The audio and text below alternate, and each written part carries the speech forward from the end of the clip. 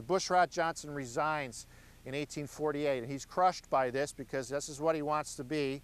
And I think this, my opinion, I think this turns him into, changes him from a very sociable, gregarious kind of person into a very reticent, carefully guarded person. After that, everybody who makes any comment about him later in the war says he's a very slow talking, he picks his words very carefully, he considers everything very carefully before he acts. Or even comments by people who say, even in the Confederate Army, who say, I met Bushrod Johnson, but he seems a very unassuming person, not anyone who was particularly memorable to me.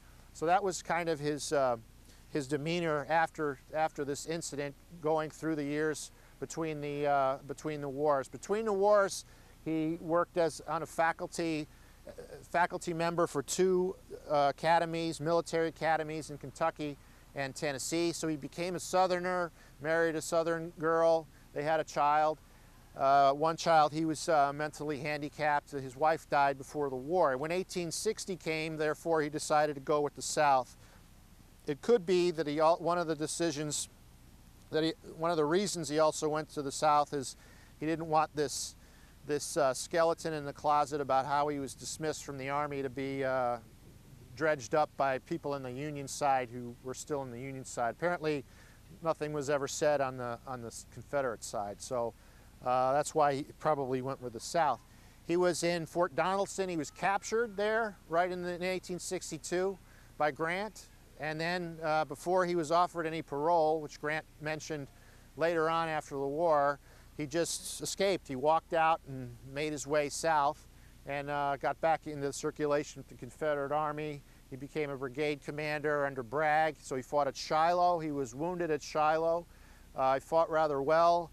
He probably did the best of anybody at Perryville. Bragg won that battle, although he had to back away later because Union reinforcements under Don Carlos Buell were going to overpower him. But Bushrod Johnson led a brigade of 4 regiments to try and penetrate the Union center. He forced a wedge in there. He had 5 horses shot out from under him on that particular day. Maybe that's more horses in one day than even Nathan Bedford Forrest had shot out from under him in one day. I don't know, but maybe. So he did very well there. That was probably his best day up to that point. Then comes Stone's River, or otherwise known as Murfreesboro, the last day of 1862 into January 3rd of 1863. You know, the Confederates are doing well, attacking a larger Union army, but then Bragg decides to back away on the 3rd of January, and the General Officer Corps is upset at Bragg because they think he threw away the opportunity and gave up the initiative. So that starts the seeds of all of this discontent with Bragg, I think, for the most part, at Stone's River. And Bushrod Johnson is also one of the general officers who voices disappointment in Braxton Bragg. Nevertheless, as Bragg is gathering reinforcements for this battle, Bragg puts Bushrod Johnson in charge of the provisional division that he's going to lead here. So I believe that the way, as Longstreet is setting up this column and he has Bushrod Johnson in front, I believe that since he knew Bushrod Johnson all the way back in West Point and all of the years after West Point and the Mexican War, up through the Mexican War, and then probably knew about some of his exploits out here, even though Longstreet was in Virginia, I don't think he had any problem. I think he had full trust and confidence in Bushrod Johnson to lead this attack, and I would imagine General Hood did too. I didn't see anything in Hood's book that said he did. I didn't see anything in his book that said he didn't. So it seems pretty obvious to me that that was a guy that they were gonna go with, and they did. So Bushrod Johnson is told to attack by Hood. He comes through here with two brigades abreast, and they come onto the property, onto the Brotherton property here, and they start shooting up the pickets, taking some of them prisoner. The rest of them are running for their lives over here to get into the woods. The Union Colonel F.A. Bartleson is shot, and he's captured apparently right here next to the cabin. Now, I believe there were more houses here on the Brotherton property at the time. Some of the things you read say there were. But he went down here and he was captured by Bushrod Johnson's men. He mentions that in his OR. When his 2 brigades come out of the woods and come into the clear in the first echelon, he was expecting that there would probably be a Union brigade over here and would unload on him, but nothing happened. As they mopped up the pickets and the 2 brigades come onto this property, onto this field, he realizes still nothing. So where's the, then that's when the Confederates realize there's something amiss on the Union side. So it's Bushrod Johnson who figures this out because he's the lead guy. It's not Longstreet and Hood because they're still back there uncoiling the rest of the column as it's, you know, telling the rest of the rest of the echelons to move forward. A battery of artillery or 4-gun battery of one of the lead brigades comes out and sets up, and then the Confederate Confederate infantry walks right past it, and then they can't, there's nothing for them to do, so they got to limber up again and get moving. So that's when Bushrod Johnson gets to this point, he realizes there's a gap here. There's nothing in front of us, and that's when he starts pushing it forward. Bushrod Johnson's going to use this road here. This is a cow trail at the time. We call that a terrain, or a control measure, we say, with the use of graphics. He said, yes, sir, we got this thing right here. So Longstreet said that's a good guide that we'll use, that the brigades and the attack column will guide along. And so this is what Bushrod Johnson used to follow through, to get over through these woods and then into the open terrain on the other side over there. So that's those are the main points about the attack column that I wanted to make. Oh, I wanted to put Bill Piston on the spot to finish up the Bushrod Johnson story. He has an interesting anecdote that I should have segued into. The family made a decision to disinter Bushrod Johnson from Ohio and bury him with his wife's family in Nashville. And in 1975, I was a college senior in Nashville, and I'd done some reenacting with Nashville locals who portrayed the 4th Tennessee.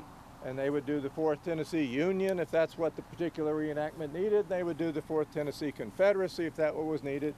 And they were asked to be an honor guard there at the cemetery when the body would be brought and placed back in the ground. And so there we were, and I was with them. And we were there, and Bushrod Johnson was reburied, and we fired a volley, and everyone went home, and this was very fine. There were news coverage there, and being egotistical, we all went out the next morning and bought the Nashville Banner to see if our picture was in there, and indeed it was. There we were, and firing our volley. And then we read in the print that the body was in remarkable shape when it was disinterred, which broke us up because we buried something not much larger than a bread box. And that's the story. All right. Don't believe everything you read in the newspaper. There you go. So any questions regarding the attack formation? Yes? Given what you said about the attack formation in World War I, was this tactic studied during West Point during the years up to World War I? In the interim? You know, I don't think so in the United States Army very well. So I think the United States Army, the British Army, the French Army in the years between the First World War and the Second World War did not really appreciate the massing of tanks, armored formations. It was the Germans who did. The first tank division, well, let me back up. The British did have tank brigades, but they disbanded them in 1919. The Germans created the first tank divisions in 1936. The first one was 1936, second one was 1937, and then they just continued on. They had, you know, dozens of them by the time of the Second World War. So I don't think it was until the Second World War, probably 1940, that the United States Army starts to look at what the Germans are doing and then start bringing that in. But you do see by the time of, by mid-war, you know, you have the 3rd Armored Division was called Spearhead. Well, Spearhead is the same thing in the German language as Schwerpunkt in that terminology. So later on. West Point did pick it up after in the 80s and 90s, Well, I didn't go to West Point, so I can't speak for West Point, but I think we were at that level. At that level, you're learning how to become a second lieutenant. But when you go out to a unit and then you go to the training areas is where you start to see the bigger picture. So you start to learn this a little bit more in the units. But, you know, at West Point in the 1980s and the 1990s, you learn about Blitzkrieg. Blitzkrieg is not a doctrinal thing. The German army didn't call it Blitzkrieg. That's what the newspaper people called it later on. But the idea of massing tanks in tight formations with a long column was understood after the Second World War as the right way to go about it instead of sprinkling them out. France believed that you sprinkled them out. They had the concept of the infantry tank, which was wrong, proven wrong in World War II. I can tell you about what cadets were taught at West Point in the 1980s, because I went to a workshop there and spent a couple of weeks in class with the people who taught military history at West Point, and we looked at their entire curriculum and everything they had the students read and how they ran their classes and what they emphasized when they went out on field trips.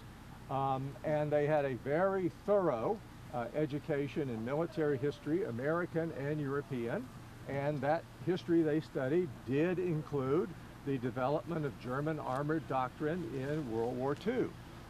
Now, this was their history class.